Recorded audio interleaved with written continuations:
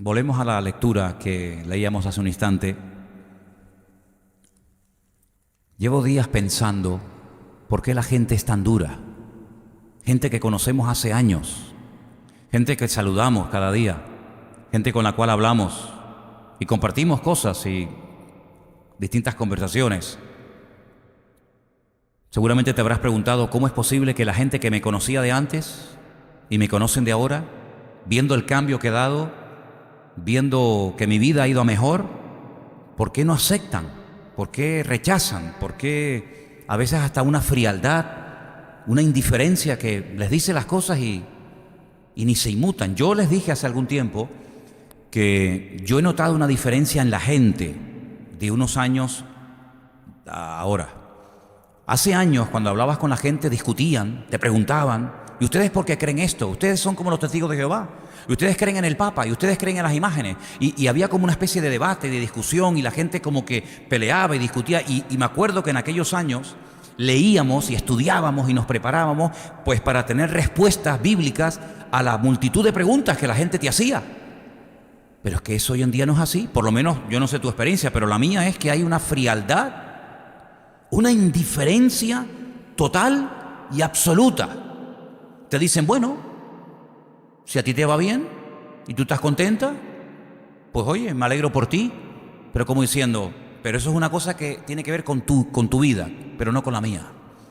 Y decía: Señor, ¿y hay alguna respuesta, hay alguna señal, hay alguna indicación en tu palabra que nos hable acerca de qué es lo que le pasa a la gente, o qué es lo que le iba a pasar a la gente en los últimos tiempos, que iban a ser tan duros y tan indiferentes al Evangelio? Bueno, en esta lectura que hemos leído esta noche, Efesios capítulo 4, del versículo 17 al 19, yo he hecho una lista, que la vamos a poner ahí ahora toda, para que veáis algunas de las cosas que Pablo comenta, algunas de las cosas que Pablo describe, y es como una especie, como dije antes, de radiografía del alma, del interior del inconverso.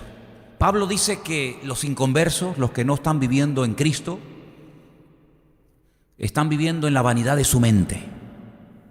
Es impresionante la cantidad de programas de televisión y de tonterías y de vanidades en las cuales la gente cree, y las sigue con un fervor, algo alucinante. Vanidades, pérdida de tiempo, pero tienen su mente llena de estas basuras, envenenados sus espíritus, y esto pues lo que hacen es que, como dice Pablo, tienen el entendimiento entenebrecido, que no les penetra la palabra, les hablas pero nada, totalmente ajenos de la vida de Dios, ignorantes, menciona esa palabra el apóstol Pablo, de la cual hablaremos esta noche, ignorantes, duros de corazón.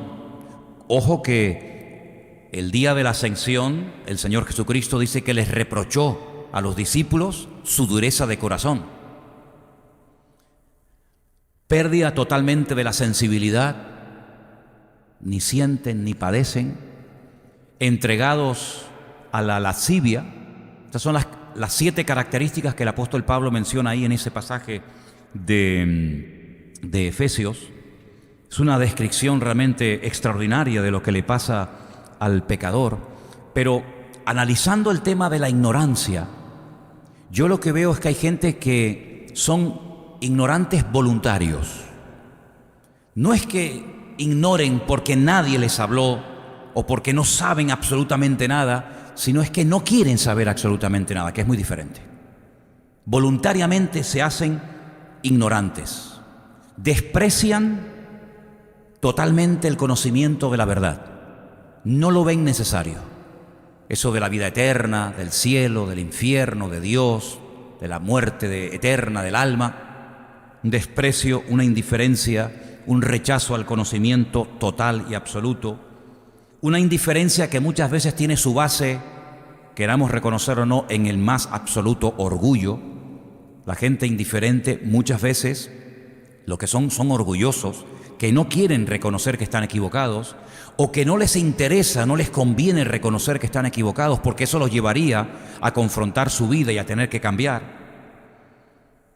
Una falsa seguridad que los va a conducir a la ruina a muchas personas, es lo que hace que no busquen a Dios. Estoy tranquilo, tengo mi paguita, tengo mi casita, mi coche, tengo mi potajito del día, y esa falsa seguridad es lo que produce ese rechazo hacia todo aquello que implica cambios o el tener que renunciar a ciertas mentiras o tradiciones o costumbres para agradar a Dios. Hay un versículo en 1 Timoteo 4:2 que Pablo menciona una frase que a mí me ha llamado siempre mucho la atención. Y en 1 Timoteo capítulo 4, versículo 2, dice: por la hipocresía de mentirosos que teniendo cauterizada la conciencia. Hay un elemento que Dios puso en el corazón de todos los seres humanos, y es la conciencia. De hecho, hay un estudio que es el famoso estudio de las dispensaciones, ¿no? Ver cómo Dios ha ido a lo largo de la historia tratando con la raza humana. Hay una de estas épocas o etapas o dispensaciones que se conoce como la era o la etapa de la conciencia, ¿no? En la que no había ley, no estaban los 10 mandamientos, etcétera, pero los hombres con su conciencia, con sus razonamientos, podían aprobar y podían discernir y escoger entre lo bueno y lo malo. Bueno, pues ese elemento fundamental que todo ser humano lo tiene, la conciencia, se puede llegar a cauterizar. Y esto viene de cuando a los animales se les marcaba a fuego con ese hierro, para diferenciar a ese animal de otro, ¿verdad? Es decir, este es mío o aquel es tuyo. Pues con fuego se les marcaba, y en la parte que quedaba marcado el número o la identidad del animal, la divisa, pues quedaba totalmente cauterizada la carne. Y eso es lo que se hacía en los tiempos de las guerras, del Imperio Romano sobre todo, incluso antes de Cristo, cuando alguien caía herido en batalla y bueno, corría peligro de que la herida se gangrenara y tuvieran que cortarle una pierna, un brazo, lo que fuera, se ponía una espada al rojo vivo, al fuego, y se le ponía, imagínate los gritos, ¿no? El dolor, se le ponía encima de la herida y se le cauterizaba la herida, y era la única manera de evitar que aquello se terminara pues enfermando y gangrenando, ¿no? Y Pablo dice que de la misma manera hay personas que tienen la conciencia, pero la tienen totalmente cauterizada. Eso produce una falta de sensibilidad total y absoluta. Entonces todo esto tienes que saberlo para que no te enfades ni te desanimes cuando llevas tiempo hablándole a una persona, contándole testimonios, hablando del Señor, leyéndole la palabra, y ¿qué es lo que le pasa? Que tiene cauterizada la conciencia. Está como muerto en vida. Tienes nombre de que vives, pero estás muerto. En otra porción de la Biblia se menciona también esto. Tienen, como yo digo, congelada el alma. Una frialdad total y absoluta. Si les da exactamente igual lo que les digas, si Dios te ha liberado de la droga, del alcohol, de lo que sea, les da exactamente igual, porque están congelados espiritualmente hablando. En Romanos capítulo 2, versículo 15, también se habla acerca del tema de la conciencia, y vamos a leer este versículo en esta tarde. Romanos capítulo 2, versículo 15, mostrando la obra de la ley escrita en sus corazones, dando testimonio su conciencia y acusándoles o defendiéndoles sus razonamientos. Claro, cuando la conciencia está bien y no tienes el entendimiento entenebrecido y no tienes la conciencia cauterizada, pues la conciencia en un momento determinado te puede indicar que lo que estás haciendo está mal. Pero cuando tienes la conciencia totalmente cauterizada, muerta o congelada, pues ya ni sientes ni padeces. Es más, hay gente que haciendo el mal lo pasan bien. Y por ahí se han levantado un montón de filósofos a lo largo de la historia que lo que han hecho es que han envenenado a países y al mundo entero, diciéndole que eso de la moral es lo más inmoral que existe, que la moral es cambiante, que la moral no es algo universal, tratando de tumbar y de tirar por tierra todos los absolutos de Dios. Todo es relativo. Bueno, si tú te sientes bien haciendo eso, pues hazlo, pero si tú te sientes mal haciéndolo, pues no lo hagas. En hebreo hay dos formas de decir no. Una forma es decirlo como algo permanente, inalterable, no importa el tiempo, la edad, la época o la moda. No se puede hacer ni ahora, ni mañana, ni nunca. Por ejemplo, en los famosos 10 mandamientos, el no que aparece es no matarás. Bueno, pero no mataré ahora, pero mañana. No dirás falso testimonio. Bueno, depende. No, es no. Tajante, imperativo, no se puede. Y luego hay otro no que es al. Y es un no que es ahora, no se puede hacer, pero tal vez mañana sí. Como cuando, por ejemplo, le dices a un niño que te está pidiendo algo y le dice, no te lo voy a dar. Pero, sin embargo, a lo mejor la semana que viene o el año que viene sí se lo puedes dar, porque no es un no permanente y eterno, sino que depende de las circunstancias, de la edad, del comportamiento, etcétera, etcétera, ¿verdad? Y en la Biblia hay muchos imperativos y no se puede hacer esto. Pero bueno, es que el tiempo cambia, es que no es lo mismo hoy en día, el siglo XXI, la juventud de hoy en día, el internet, etcétera, etcétera, que hace 500, 600 o 1000 años atrás. Es que cuando Dios dijo no, es no para siempre. No es un no que voy cambiando, que voy adaptando. La Biblia no tiene que adaptarse, es el hombre el que tiene que adaptarse a la Escritura, no la Escritura al hombre. Y el hombre lo que intenta es desacreditar la palabra diciendo que es un libro caducado, que en aquellos tiempos se vivía de una manera, pero que hoy en día se vive de otra, y estamos tratando de meter a Dios en nuestro estilo de vida. Y Dios no se tiene que meter en el estilo de vida de nadie, sino somos nosotros los que tenemos que meternos en su línea y en su estilo de vida, ¿verdad? Pero en los últimos tiempos vamos a ver que incluso a gente con poder y con autoridad, capaces de cambiar leyes, pues te presentarán cosas que toda la vida se prohibieron y estuvieron mal vistas como que ahora son buenas. O cosas que antes eran buenas y que ahora por lo visto son malas, incluso hasta delito y te pueden meter en la cárcel. Entonces vemos que las modas, las leyes de los hombres van cambiando, pero la ley de Dios permanece para siempre y es eterna. Amén, hermanos. En Efesios capítulo 2, del versículo 1 al 2, hay unos versículos muy buenos y aparece una frase que a mí me ha llamado mucho la atención y es la siguiente, presta atención. Él os dio vida a vosotros cuando estabais muertos. Algunos dirán, no, yo no estaba muerto, tú estabas muerto. Antes de Cristo tú estabas muerto. Claro, para muchas personas que a lo mejor se creen buenas o creyentes de toda la vida, esto es un palo. El que Dios te diga, yo te di vida cuando tú estabas muerto, es un palo a tu ego religioso, a tu ego como persona, porque si tú dices que tú no estabas muerto, lo estás llamando a él mentiroso. Si tú dices que él a ti no te dio vida, que tú nunca estuviste muerto en tus delitos y en tus pecados, quiere decir que tú eres una persona excepcional en toda la historia de la humanidad, porque la Biblia declara categóricamente que no hay justo ni aun uno. Lo que yo creo que era bueno, para Dios es trapo de inmundicia.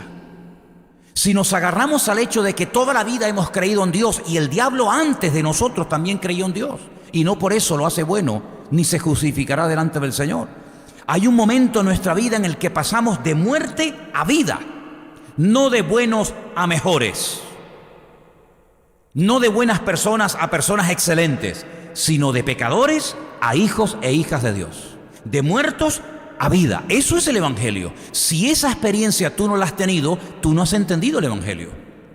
Porque la Biblia asegura que antes de aceptar, no antes de creer, no antes de leer la Biblia, no. El leer la Biblia en principio es bueno, pero no cambia a nadie, ¿eh? Hay muchos inconversos que leen la Biblia, pero no son convertidos, no son gente nacida de nuevo.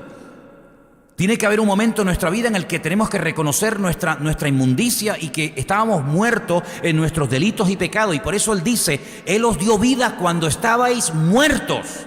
Pero es que todos estuvimos en esa condición antes de conocer al Señor, ¿sí o no? Estábamos muertos en nuestros delitos y en nuestros pecados, en los cuales anduvisteis tiempo pasado, en otro tiempo.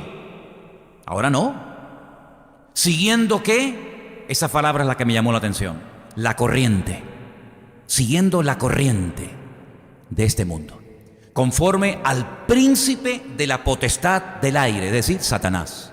El espíritu que ahora opera en los hijos de desobediencia. Hasta ahí. La corriente de este mundo. Una vez me dijeron unos jóvenes en Argentina, concretamente en la ciudad de Rosario, que se iban a ir a una isla que estaba enfrente de la ciudad y teníamos que cruzar el río Paraná. El río Paraná es un río inmensamente grande que parece realmente un mar.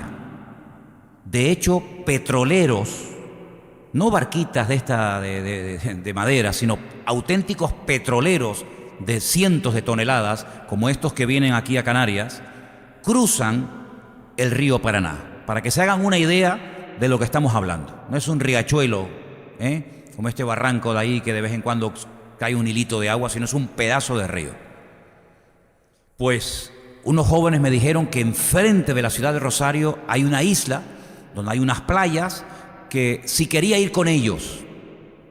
Imagínense que la isla está justamente enfrente, pues para poder ir a la isla enfrente fuimos en una piragua, era una piragua de 3 plazas, y tuvimos que lanzarnos por la piragua, pero mucho más arriba.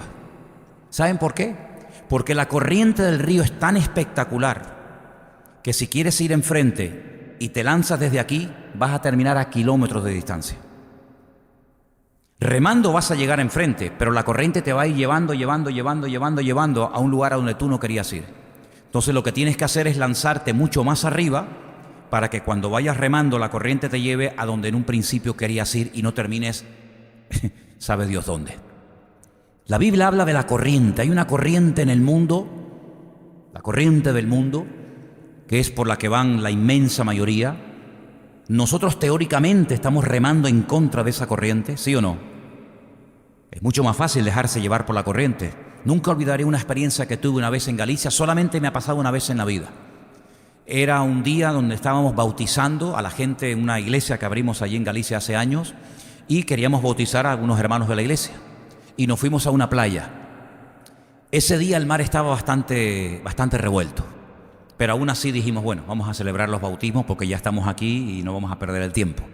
Entonces me metí en el agua, bauticé a una persona y se fue, pero yo me quedé dentro del agua. Y entró una segunda persona y se marchó. Y cuando a la tercera persona la bauticé, entre la segunda y la tercera persona, la sensación que yo tuve en ese momento, nunca la olvidaré porque me dio miedo, es como que alguien debajo del agua me agarraba las piernas, los tobillos, y me hacía así y me empujaba hacia adentro. Y comencé a ver que me iba hacia afuera y vi que me estaba alejando de la orilla. Entonces en ese momento yo creo que Dios me dio luz, porque dije, si lucho contra la corriente, no voy a poder. La corriente es mucho más fuerte que yo. Entonces me quedé quieto y cuando vino la ola, a pesar de que me había llevado un poquito hacia afuera, la ola me lanzó fuera y en cuanto me llevó a la orilla me levanté y me fui. Pero nunca olvidaré lo fuerte que puede resultar una corriente. De hecho, hay personas que le han dicho, no te metas ahí, que la corriente te va a arrastrar. Y aquí en Canarias sabemos que hay playas donde es peligroso bañarse porque las corrientes, los chicos y tal, la imprudencia. Resulta que cuando te das cuenta, no te das cuenta y estás fuera y te ahogas y te cansas, etcétera, etcétera. Vuelvo a repetir que la Biblia habla de una corriente que es tremendamente poderosa por la que van millones y millones de personas, la corriente de este mundo. Nosotros en un tiempo de nuestra vida íbamos también llevados, impulsados por esa corriente. Pero hay un momento en nuestra vida, un momento de luz, un momento en el que vino la palabra de Dios y nos golpeó tan fuerte el Evangelio, y me venía a la mente estos días otro texto, y se lo compartí a Elena y lo encontramos. Y quiero leerles este versículo que es extraordinario. Está en Primera de Pedro, capítulo 4, a partir del versículo 3. Porque cuando tú le informaste a tus hijos, a tu marido, a tu esposa, a tus padres, a tus amigos, etcétera, que te habías convertido, probablemente ni te entendieron. Era tan fuerte la experiencia dentro de ti que querías que todo el mundo la tuviera también, pero como que estabas en otra frecuencia, en otro idioma. Y mira lo que pasa cuando una persona quiere ir en contra de la corriente y no seguir la corriente de este mundo. Baste ya el tiempo pasado para haber hecho lo que agradaba a los gentiles, ¿Cuántas veces hacíamos cosas para agradar a papá, a mamá, a la abuela, a la familia, a los amigos, sí o no?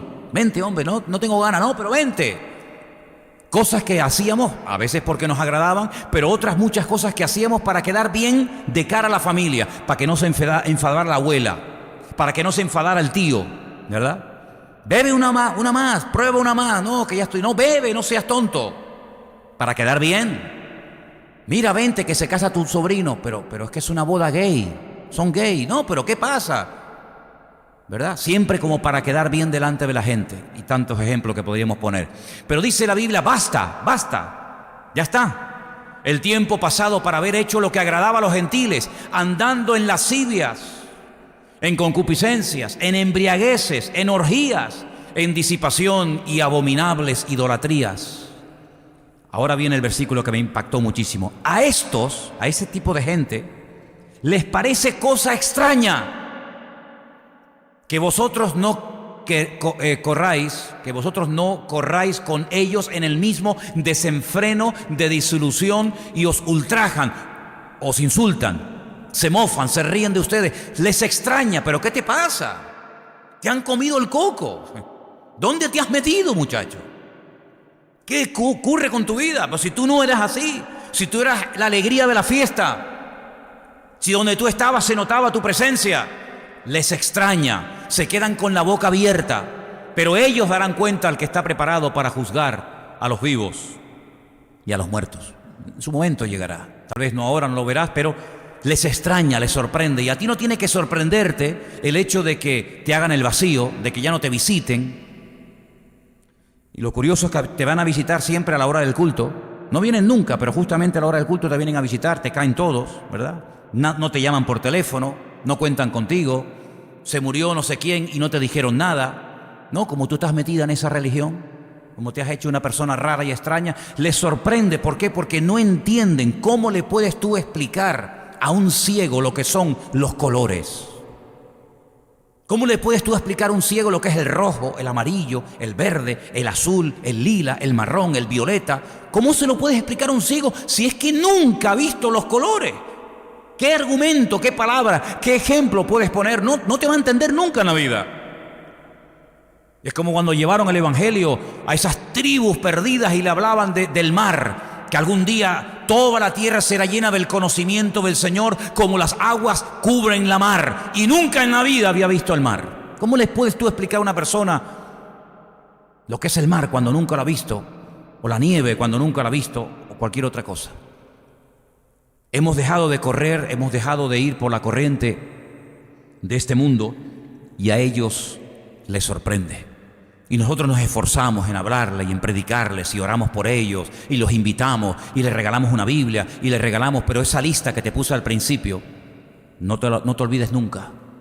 Les rebota la palabra, les rebota. Como si le echas un jarro de agua a un pato, no se moja porque tiene unas plumas tan bien preparadas y con una especie de grasita que lo que hace es que el agua le resbale y no le penetra. Como cuando vemos esos documentales de ese oso polar que se mete en un mar helado con témpanos de hielo por todo lado y dice, si yo me meto ahí me muero. Pero él nada y sube y baja y se mete. ¿Por qué? Porque está preparado para soportar esos fríos terribles. Bueno, pues el diablo ha capacitado al pecador de tal manera que le congeló el alma y cuando tú le hablas del evangelio les rebota la palabra. Y todo eso tienes que saberlo para que no te desanimes, para que no te deprimas, para que no estés a base de bibliazo, conviértete y ven a la iglesia y conviértete y lee la palabra, sino que sepas que hay factores espirituales tremendamente poderosos que impiden muchas veces a la gente ver la realidad que para ti es un hecho real, pero que para ellos les suena como si fuera chino. Hay una frase que os quiero poner que me llamó mucho la atención en estos días y me pareció muy interesante. Y la frase dice, uno es responsable por no saber lo que podía y debía haber sabido. Te la vuelvo a repetir. Uno es responsable por no saber lo que podía y debía haber sabido. Hay gente que se hacen los tontos, que se hacen los ignorantes, pero saben más de lo que tú y yo nos podemos imaginar. Porque la Biblia asegura categóricamente que no tienen excusa. Aunque no hayan leído la Biblia, no tienen excusa. Aunque no les hayan predicado el Evangelio. Pero ¿cómo no pueden tener excusa si es que no han oído? Nadie les ha hablado, nunca han leído la palabra. El apóstol Pablo desarrolla una línea de pensamiento espectacular. Yo creo que una de las cartas más profundas de la Biblia, sin lugar a dudas, es la carta de Pablo a los romanos. Y en los primeros capítulos, Pablo desarrolla una línea de pensamiento que te deja con la boca abierta, porque él llega a hablar, como hemos visto antes, de la conciencia, pero también hemos visto que la conciencia la puedes matar, la puedes cauterizar. Pero Pablo habla de otros elementos que en un momento determinado, esa persona que dice que no sabe nada del Evangelio, que no sabe nada de dónde te has metido, no tienen ninguna excusa para justificar su falta de búsqueda o de hambre por la parte espiritual. Vamos a leerlo. En Romanos capítulo 1, a partir del versículo 18, presta atención porque ahí Pablo dice cosas interesantísimas. Y puede ser que tú ahora te encuentres en una situación que le estás hablando a una persona y la palabra ves que le rebota y pasa olímpicamente de lo que le dices, pero escucha esto. La ira de Dios se revela desde el cielo contra toda impiedad e injusticia de los hombres que detienen con injusticia la verdad. Porque lo que de Dios se conoce les es manifiesto, pues Dios se lo manifestó. Porque las cosas invisibles de Él, hay muchas cosas invisibles de Dios, como por ejemplo su eterno poder, su deidad, se hacen claramente visibles desde la creación del mundo, siendo entendidas por medio de las cosas hechas, de modo que no tienen excusa. Vamos a parar ahí antes de seguir leyendo. Cuando una persona inconversa, que nunca ha leído la Biblia, que nadie le predicaba el Evangelio, ve un amanecer, o un atardecer, o una estrella, o cualquier otra cosa de la creación, esa persona, según lo que nos está diciendo el apóstol Pablo a través de su carta, es que esas cosas hacen al hombre meditar y recapacitar sobre qué hay detrás de todo eso. Es el Dios mismo que se ha dado a conocer a través de su naturaleza. El hombre intenta desacreditar y arrancar a Dios, diciendo que eso es una casualidad, que el hombre viene de no sé qué sitio, pero Dios no se ha dejado sin testimonio. Si Dios ha dado testimonio de su poder, de su existencia, de su creación. Y estamos rodeados permanentemente de cosas que demuestran que esto no se ha creado solo, que esto no ha salido así de una chistera, de un mago, sino que detrás de todo esto hay orden, hay diseño, ¿verdad? Bueno, pues dice que la ira de Dios se puede llegar a manifestar contra personas que viendo la creación no quieren reconocer que detrás de la creación está nada más y nada menos que la mano de un creador. La mano de Dios, como detrás de un reloj hay alguien que lo inventó, y detrás de un coche hay alguien que lo creó, y detrás de un edificio hay alguien que lo construyó. Pues detrás del mundo hay un creador que lo creó, y ese creador es Dios. Y el hombre puede llegar a la conclusión, sin leer la Biblia, de que existe un creador, de que esto no salió solo de la noche a la mañana, pero el hombre también puede apagar y puede retener la verdad, haciéndose el tonto o queriendo ignorar voluntariamente las verdades de la creación de Dios. ¿Qué te parece? De modo que no tienen excusa. Seguimos leyendo. Y dice, porque las cosas invisibles de Él, como su eterno poder, se hacen claramente visibles desde los días de la creación, siendo entendidas por medio de las cosas hechas. De modo que no tienen excusa. No tienen excusa. Yo no sabía, pues, como vimos en la frase anterior, debías de haber sabido. La ignorancia, el no saber, no te exime del cumplimiento de la misma ley. El no saber que no se puede ir a España a 200 kilómetros por hora en la carretera no es excusa para que el guardia civil no te multe. El que no sabías que para viajar a la península tienes que llevar DNI en el bolsillo y llegas al aeropuerto y dices, ay, no vengo documentado. El no saberlo no te va a decir, bueno, pues no pasa nada, venga, móntese al avión exactamente igual. El no saber que aquí hace falta un carnet de conducir para salir a la carretera, el no saberlo, no es que lo hice en mi país o lo hice sabe Dios dónde, no te exime del cumplimiento de la ley. Es decir, el no saber no es excusa, porque la Biblia dice que sí saben, sí saben. Por lo tanto, no tienen ningún tipo de excusa. Seguimos leyendo en Romanos capítulo 1. Pues habiendo conocido a Dios, no le glorificaron como a Dios, porque no les interesa. Porque en el momento en el que el hombre reconozca que hay un Dios, tiene que reconocer que es un ser limitado, finito y al cual tiene que rendirle cuenta. Y eso al hombre no le interesa. No le dieron gracias. No le dieron gracias. Es mucho más fácil salir por la mañana y hacer el signo de la cruz, a lo cual no te comprometes, que darle gracias a Dios con tus propias palabras, someterte a Dios, a su soberanía, a su palabra. Por supuesto, se envanecieron en sus razonamientos. Es alucinante cuando oyes hablar, cuando lees los libros de los filósofos, ¿verdad? Y tú dices, están envanecidos, queriendo ser sabios, se hicieron necios, y su necio corazón fue entenebrecido. Y en vez de traer verdad al espíritu, que es lo que te hace libre, lo que hacen es traer veneno y envenenan el alma, ¿verdad? Envenenan su espíritu. Habiendo conocido a Dios, no le dieron gloria, queriendo o profesando ser sabios, se hicieron necios. Versículo 23, cambiaron la gloria del Dios incorruptible en semejanza de imagen de hombre corruptible, porque estas imágenes que tenemos por el mundo, de todo tipo, no cayeron del cielo, no fueron extraterrestres que vinieron y dejaron en Europa unas imágenes, en América otras, en África otras, sino que fueron imágenes, fueron creación de la mano del hombre. No es que el hombre se la encontró y dijo, ay, ¿esto de dónde vino? No, cayó del cielo en un platillo volante, no, son cosas que ustedes los seres humanos han hecho. Imágenes de hombres corruptibles, de aves, de cuadrúpedos, de reptiles, etc. Por lo cual Dios también los entregó a la inmundicia. ¿Queréis vivir en la inmundicia? Toma inmundicia. ¿Queréis vivir en la mentira? Ahí tienen la mentira.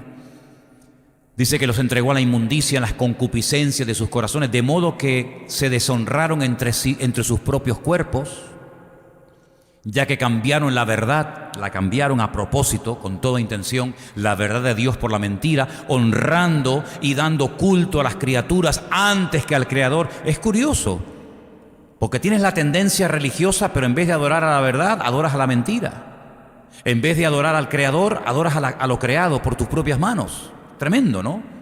Antes que al Creador, el cual es bendito por los siglos de los siglos. Amén. Y ahí podríamos leer el resto del capítulo, que es muy interesante. Así que cuando te encuentres con una persona a la cual estás hablando, a la cual lo has invitado, le has entregado una Biblia, le has dado testimonio, etcétera, etcétera, y no hay forma de que se convierta, ni siquiera de que entienda, pues tienes que recurrir, entre comillas, al plan B. Y no te queda más remedio que orar por esa persona. Porque las capas y capas de basura que tiene en su alma impiden que algo tan precioso como el Evangelio penetre en su corazón. Y yo cada día hablo con inconversos, ¿sabes? No he perdido el contacto con la calle. Hablo con inconversos y los veo tan vacíos. Y veo gente que está mal físicamente, algunos muriéndose, ¿eh? Veo gente que está psicológica, mentalmente destruidos, con unos problemas con los hijos, con los maridos, con las esposas, tremendos, aburridos, cansados de la vida, tomándose pastillas para todo. Y cuando le hablas de la verdad, es como ese que se está hundiendo en alta mar y le echan un salvavidas y lo rechaza. Es una locura estar hundiéndote en alta mar y que alguien pase y te lance una cuerda, te lance un salvavidas y rechazarlo, diciendo no, muchas gracias, y ver pasar el barco. Pues ¿cuántas personas conocemos? ¿Cuántas personas conocemos, vecinos, amigos, compañeros de trabajo, que sabes que su vida es un desastre, que están hundidos y tienen la respuesta delante de ellos y la ignoran, la rechazan, no la valoran, pero sin embargo después siguen buscando dónde van a buscar? Dijo el apóstol Pedro al Señor: ¿a dónde vamos a ir después de haberte conocido a ti? Por eso estoy convencido de que el milagro más grande, y lo vuelvo a repetir, es convertirse a Cristo. Porque hacer que una persona grande, una persona adulta, a veces con dinero, a veces con ciertas cosas en la vida, tener que reconocer que lo único que tiene son cosas, pero que se puede ir al infierno aunque tenga el coche más precioso y potente de Canarias, aunque tenga el banco lleno de lingotes de oro, que esa persona tiene que pararse un momento en su vida y reconocer que todo lo que tiene no le va a servir absolutamente para nada, es un auténtico milagro. Porque el dinero, las casas, los coches, etcétera, le produce al hombre una falsa seguridad, una falsa confianza. Porque a veces es verdad, a veces al que le estás hablando económicamente, materialmente hablando, está mejor que tú. Pero como dice la Biblia, más vale bocado seco y en paz, con la bendición de Dios, que casa llena de provisión sin la bendición de Dios. Y aquí podemos ver la historia, no parábola, la historia del rico y Lázaro, donde hay un hombre lleno de llagas que no tiene ni dinero para ir al médico, sino que los perros tenían que venir a lamerle las heridas. Y vemos por otra parte a un ricachón que vivía en la estratosfera y pasaba olímpicamente de la necesidad de Lázaro, y los dos murieron. Porque lo curioso es que si hay algo justo en la vida, es la vida y la muerte. Todos nacemos igual y todos nos vamos igual. No es que los muertos, los pobres mueran y los ricos se salven, sino que exactamente igual. Y la diferencia, cuando vemos en la otra vida, cuando el Señor corre el velo y nos permite ver el destino de uno y el destino de otro, es tremendo. Por eso hay algunos judíos que dicen que algunas personas tuvieron su recompensa en esta vida y otros la tendrán en la otra vida. Yo no sé si en esta vida llegaremos a tener una capacidad económica tremendamente poderosa, ni lo sé ni me interesa. Porque la Biblia dice que teniendo sustento y abrigo, ¿estemos contentos con esto? Pues si tenemos sustento y abrigo, pues tenemos que darle gracias a las autoridades de este país, porque este país ha llevado a la población a conformarse teniendo sustento y abrigo. ¿Sí o no? Porque en España hoy en día el que tenga sustento y abrigo ya se puede dar con un canto en los dientes. Ya no es cuestión de ahorrar y no sé qué, sino ya hoy en día tener un trabajito para poder cubrir tus necesidades y tal, ya eres el hombre más feliz del mundo. Pues mira tú por dónde es a ese estilo de vida al que nos quería llevar el Señor, a una dependencia diaria, total y permanente de parte nuestra por parte del Señor. Como el maná, que había que ir cada mañana a buscarlo.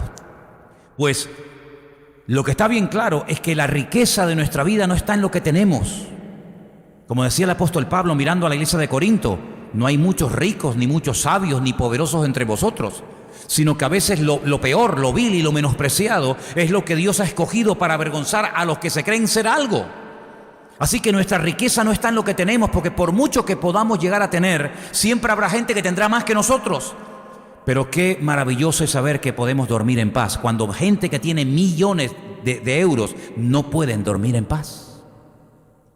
No sé si conoces a personas que tienen mucho más poder adquisitivo y mucho más patrimonio material que tú, y sin embargo cuando los oyes hablar están vacíos, enfermos, desanimados, destruidos, moral y espiritualmente, y sin embargo tú no tienes ni la mitad de lo que ellos tienen, pero tienes una riqueza y tienes la bendición de Dios y la paz de Dios, que eso no se puede comprar ni con todo el oro ni con toda la plata del mundo. ¿Cuántos dicen amén? Así que lo que tenemos que hacer es alimentarnos de la verdad. Y por eso vemos que España está como está, porque se está alimentando cada día de más y más y más y más mentiras. Y la mentira esclaviza. Y España, lo dije hace años, y lo vuelvo a repetir ahora al principio del año, España está en coma. España está en una situación en la que solamente es cuestión de ver las noticias y te das cuenta cómo está el mundo espiritual. Entenebrecido, una ceguera espiritual, una frialdad, una indiferencia, porque se realimentan de mentiras, de vanidades. Sin embargo, la Biblia dice que hay varias cosas que contienen la verdad. Primero, la Biblia. Tu palabra es verdad, ¿sí o no? Sabemos que si nos alimentamos de la palabra, nos vamos a alimentar de la verdad, porque la palabra de Dios es viva, es eficaz y es la verdad. Pero no solamente nosotros tenemos el privilegio de tener la Biblia, ¿verdad?, como base y fuente de la verdad, sino que tenemos a aquel que dijo: y yo soy también la verdad, el camino y la vida, y tenemos a Cristo. Pero dice la Biblia que el día o días antes de la despedida de Cristo de sus discípulos les dijo: ustedes están tristes porque no entienden las cosas. Porque a veces cuando no entendemos nos entristecemos, pero cuando logramos entender decimos: ahora entiendo por qué, y ya no estás triste. Os conviene que yo me vaya, porque si yo no me fuese, el Consolador no podría venir. Pero si yo me voy, yo rogaré al Padre para que os envíe el Espíritu Santo y esté con vosotros para siempre. Él tomará de lo mío y os lo hará saber, porque Él os guiará a la verdad. ¿Cuántos dicen amén? Luego tenemos la palabra, tenemos al Señor Jesucristo, que es la verdad, y tenemos al Espíritu de verdad dentro de nosotros. Pero hay una cuarta razón por la cual tenemos que estar tremendamente agradecidos al Señor, y es por la iglesia en la que estás. Porque la Biblia dice que la iglesia es la columna y el baluarte de la verdad. Una iglesia tiene que sentirse bienaventurada, dichosa y alegre cuando sea una productora de verdades, cuando comparte verdades, cuando alimenta al pueblo y a la gente que viene cada semana, cada jueves o cada domingo, cada sábado, cuando sea, con palabras de verdad. Y qué bueno es saber que cuando yo vengo a la congregación no me vengo a alimentar de mitos, de tontería, de cuentos, de viejas, sino me vengo a alimentar de la verdad. ¿Por qué? Porque en esa congregación la fuente es la palabra, y la palabra es la verdad, y la verdad me lleva a Cristo a través de su Espíritu Santo. ¿Cuántos dicen amén? Así que, queridos hermanos, que lo que el mundo no considera prioritario, como por ejemplo la búsqueda de la verdad, nosotros sí lo consideramos prioritario. La verdad no te va a buscar a ti, eres tú el que tienes que buscar la verdad. Así que pelea cada día, busca cada día la palabra, porque la verdad no te encuentra. Eres tú el que encuentras la palabra cuando pones tu esfuerzo y tu interés en las cosas del Señor. Decía el otro día una persona: mira, la salud no es contagiosa. Tú estás sano, pero tú no contagias salud a nadie. Pero hay ciertas y determinadas enfermedades que sí son contagiosas.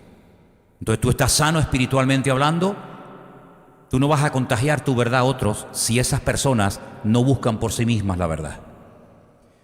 Lo que contamina es el pecado.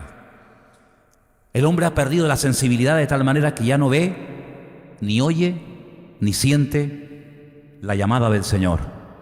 Pero Dios es la respuesta a todos los males del mundo. Y yo confío de que este país, en vez de crear, entre comillas, cada vez más mentiras y más juguetes para entretener a la gente, que los tiene realmente anestesiados, observen la gente. ¿Qué es la anestesia? Bendita anestesia, gloria a Dios, los que hemos tenido varias veces que usarla. Porque la anestesia lo que hace es que le impide a la persona sentir el dolor. ¿Cómo tenían que hacer aquellas operaciones hace años? Cuando te arrancaban una muela sin anestesia, o cuando tenían que operar sin anestesia. ¿Te hubiera gustado vivir en esa época? Es terrible. Pero qué bueno cuando te anestesian, te quedas dormida, te sacan las tripas, te sacan todo y tú ni te enteras. Pues hay una anestesia que es la anestesia más poderosa del mundo y que ha infectado a la sociedad, y es el pecado. El pecado tiene anestesiado a millones de seres humanos de tal manera que no sienten la necesidad de buscar la verdad, no sienten la necesidad de nacer de nuevo, de buscar de Dios, no sienten ni padecen porque están anestesiados. Pero vamos a orar para que en este año Dios ablande muchos corazones, para que Dios toque esos corazones de piedra y los derrita, y podamos ver en este año gente que por lo menos se interesa, que por lo menos preguntan, y que no están en esa frialdad, en ese pasotismo, ¿verdad?, total y absoluto, sino que el Señor nos ponga personas en el camino que te pregunten y te digan: oye, ¿y eso que me dijiste el otro día? ¿O a dónde estás yendo? Vamos a orar por ese tipo de milagros en este año. Porque le hemos hablado a un montón de gente, pero yo creo que tenemos que entrar en una etapa en la que tenemos que pedir: Señor, ya no sé ni qué decirle, ni qué hablarle, ni cómo. Ahora yo te pido que lo que ha sido sembrado, Yo lo voy a regar con la oración para que tú toques esos corazones y se derritan y comiencen a sentir hambre y sed de ti y de tu palabra. Y es una de las promesas que dice la Biblia que ocurrirá también si oramos, que Dios enviará hambre y sed, pero no de pan ni de agua, sino de oír la palabra del Señor. Amén, hermanos. Cierra tus ojos ahí donde estás. Y vamos a orar a partir de ahora en esta línea, hermanos. Señor, pon hambre, pon apetito, pon deseos en la gente. Señor, que su alma que está fría, que su conciencia que está cauterizada, que son incapaces de reaccionar ante lo que se viene encima. Señor, te pido que ablandes sus vidas, Dios mío. Tal vez, viendo que ya no les insistimos tanto, tal vez se despertarán sus conciencias y nos preguntarán lo que hace años tenían que habernos preguntado. Te pedimos en esta tarde por tantas y tantas personas a las cuales le hemos hablado y le seguimos hablando y nos conocen y los saludamos cada día, pero están, Señor, petrificadas sus almas, congeladas sus conciencias. Te pedimos, Señor, en el nombre de Jesús, que tú hagas esa obra que nosotros sabemos que no podemos hacer. Es una obra sobrenatural, convencerlos de pecado. Nosotros podemos hablarles, podemos testificarles, podemos orar por ellos, pero la obra, el derretir sus corazones endurecidos, solamente lo puedes hacer tú, Señor. Y te pedimos por esas personas a las cuales le hemos testificado tantas veces. Señor, en el nombre de Jesús, despierta sus espíritus. Despiértalos, Señor, como esos huesos secos. Lanzamos una palabra hoy al mundo espiritual y confesamos, Señor, y pedimos que en este año muchas conciencias se despierten, muchas almas se descongelen, Señor, y muchos corazones te anhelen y te busquen. Y podamos comenzar a ver cómo la gente se interesa por el Evangelio a pesar de la multiplicación de la maldad. Dios mío, en el nombre soberano de Jesús, que podamos ver conversiones nuevas, genuinas, auténticas en este año, Señor. Y que podamos ver, Señor, cómo verdaderamente la oración de tu pueblo ha sido oída y contestada. Gracias te damos, Señor. Síguenos dando la capacidad de orar, de buscar tu rostro, de forzarnos y no entrar en la corriente de este mundo que es tan fuerte, tan poderosa. Señor, sácanos de la corriente de este mundo para que podamos marcar una diferencia y ser diferentes en nuestra vida, Señor. Te damos muchas gracias por todo, en el soberano y bendito nombre de Cristo Jesús. Amén.